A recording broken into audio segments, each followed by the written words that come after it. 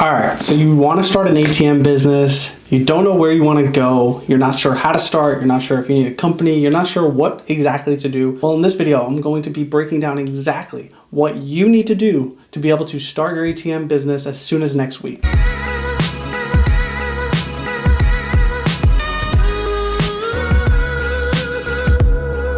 What is up, guys? Dominic Barbito here. Welcome back to the channel. Super excited for everyone to be here. As always, smash that like button. Help the family grow. Help this channel grow. As you share and make more people aware of my channel, obviously more people can subscribe. As always, there are coupons throughout this entire video, which will get you a discount on Vending Business Solutions. We sell ATMs, vending machines. We sell honor boxes. We sell business brochures. We sell everything on there. So make sure you check it out. There's a lot of coupons in this video. In this video, we're dropping 35% coupons for anything. Exactly what I said, we're going over the ATM business. So you've seen ATMs like this or like this. You might have even seen the Bitcoin ATMs. They're pretty new. A lot of people are starting to adapt to Bitcoin. It's starting to get above the trend of early adapters. But where is the future of ATMs? I've seen ATMs that even, you can sell gold at them.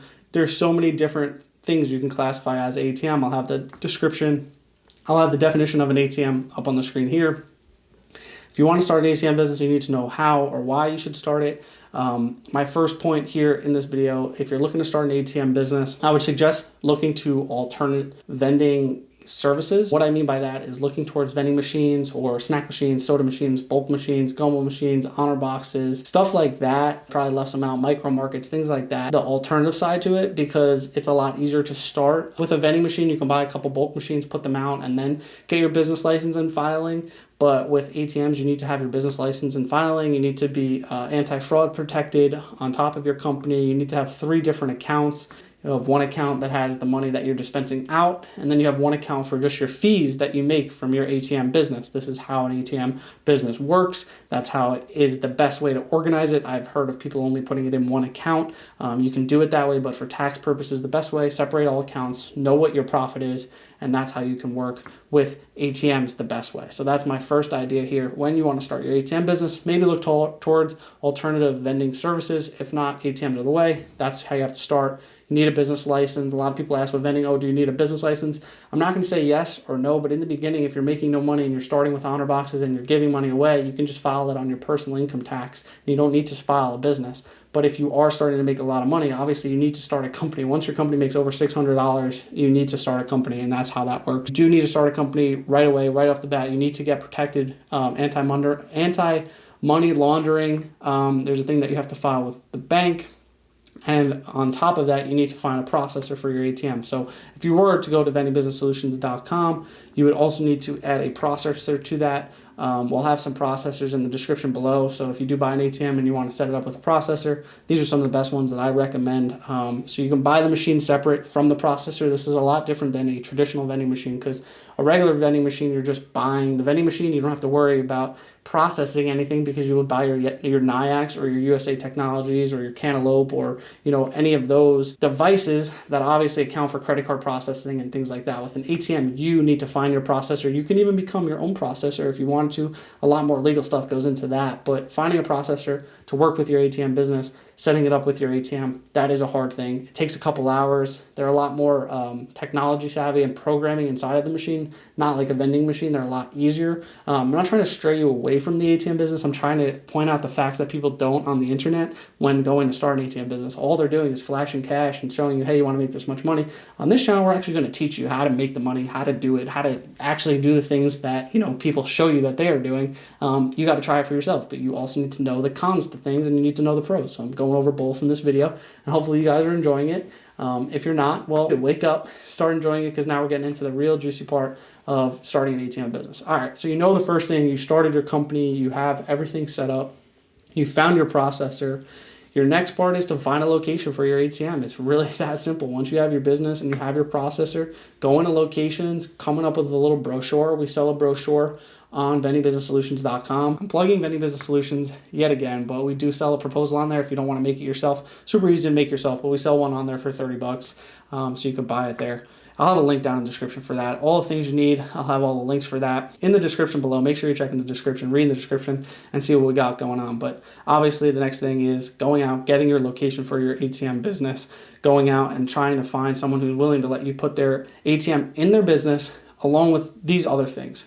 captive audience when it comes to an ATM, no bank nearby, as well as no percent on top. You need it based on transactions. So 0 to 99 transactions, you'll give 50 cents. 99 to 199, you'll give $1. 199 to 299, you'll give $1.25. That's how you have to organize when pitching ATMs. Again, a lot more different than a regular traditional vending machine, which we're used to on this channel. You just give a percent, X percent of the cash, boom, that's yours. With the ATM business, give per transaction. I've heard of people giving a percent, but per transaction is the best thing. Give them 25 cents, because in the back end of your processor for your ATM, you can write them an easy ACH wire directly to their account. Super easy to split up the commission to your owners with ATMs, because obviously it's all fees, goes from one bank to his bank. It's that simple to do it. So you need to know that. But yeah, get out there, find a location. How do you find a location, Dom? All right. Well, you need to make sure that it has high foot traffic. You need to make sure it's mainly cash. If it's not fully cash, you need a location where the minimum on the card is at least $20. Because if it's only $10, that's not bad. People are just going to buy $10 worth of stuff anyways. But $20 is over that threshold of what you need for it to be acceptable. So things like haircutting places, a haircut usually for a guy, really, if you go to a nice place, 30, 40, 50 bucks.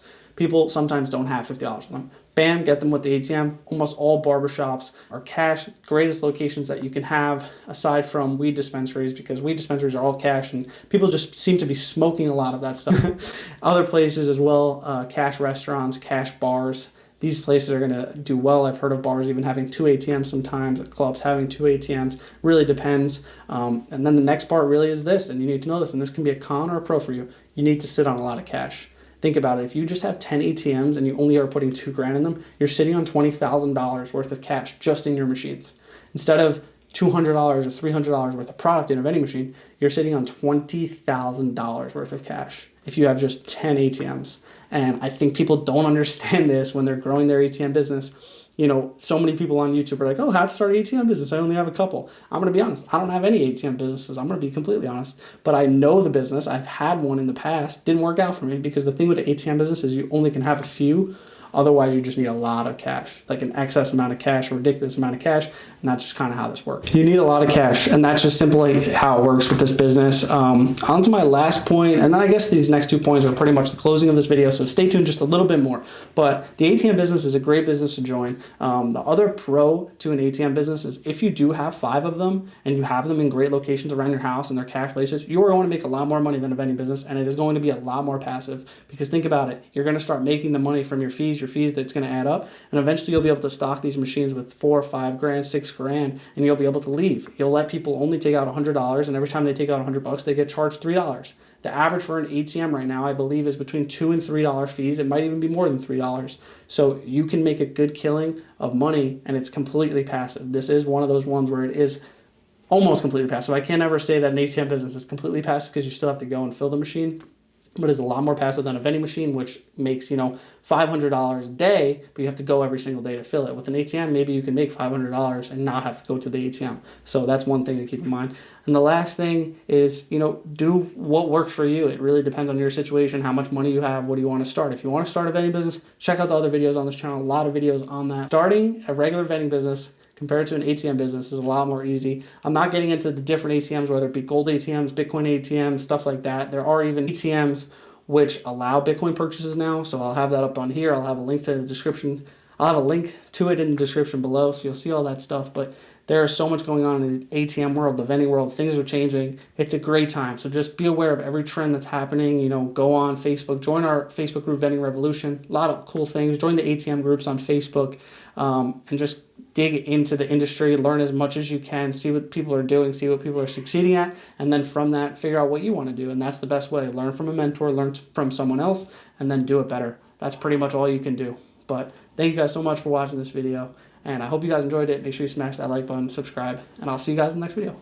Peace.